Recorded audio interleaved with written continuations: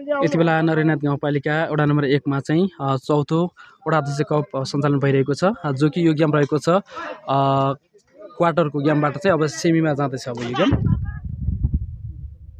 केटाले खेल्दा छन्। वडा नम्बर 2 वर्ष आयोजक सीको चाहिँ यति बेला घम्सा चाहिँ गेम भइरहेको छ। हाम्रो दर्शकहरू पनि थुप्रै रहेका छन्, भित्तातिर लगायत विभिन्न ठाउँबाट चाहिँ यति बेला हेरिराख्नु भएको छ भने गेम एकदमै चाहिँ कडा तरिकाले प्रतिस्पर्धा पनि भइरहेको छ। वडा नम्बर 1 ले चाहिँ गोलान सफल भएको छैन भने वडा नम्बर 2 ले 1 गोलान सफल भएको तपाईले देख्न सक्नुहुनेछ।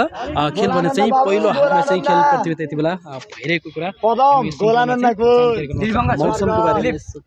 यसो आजको मौसम एकदमै सफा रहेको छ, जो कि खेलको उद्घाटन समारोहको दोस्रो दिनमा चाहिँ अलिकति पानी परेको थियो भने हिजो अनि आज मौसम अलिकति चाहिँ खुल्ला भएको छ, चौतर्फी घाम लागिरहेको छ भने यति बेला यो कार्तिक महिना सिजनमा चलेको छ। कामको व्यस्तताका कारण पनि थुप्रै दर्शकहरू चाहिँ यहाँ हेर्न आइरहेका छन्, जो कि तपाईले यसबाट हेर्न पनि सक्नुहुन्छ।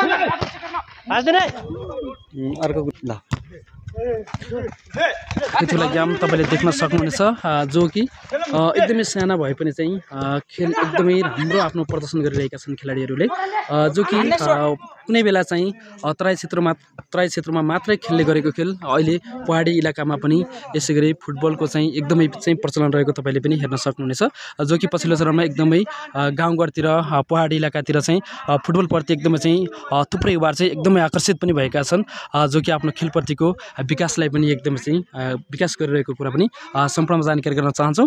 जो कि पछिल्लो चरणमा क्रिकेट पनि त्यस्तै तरिकाले जो कि दसैँ तिहारको बेला विभिन्न ठाउँमा चाहिँ क्रिकेट प्रतियोगिता पनि हुने गरेका छन् भने सुरुमा चाहिँ हाम्रो पहाडी इलाकामा भलिबलको मात्र एकदमै ठुलो मार्केट रहेको थियो भने पछिल्लो चरणमा फुटबल लगत्तै अहिले क्रिकेटको पनि प्रचलन भएको सम्पूर्णमा जानकारी गराउन चाहन्छौँ।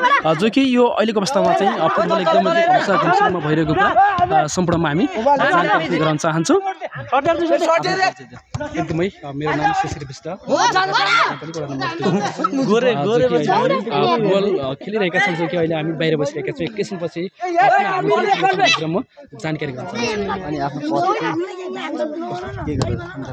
अहिले पछिल्लो चरणमा म रेडियो सुनखाडी एफएममा चाहिँ कार्यरत कर्मचारी पनि हो, सञ्चारकर्मीको रूपमा पनि काम गरेको कुरा सम्पूर्णमा म जानकारी गराउन चाहन्छु।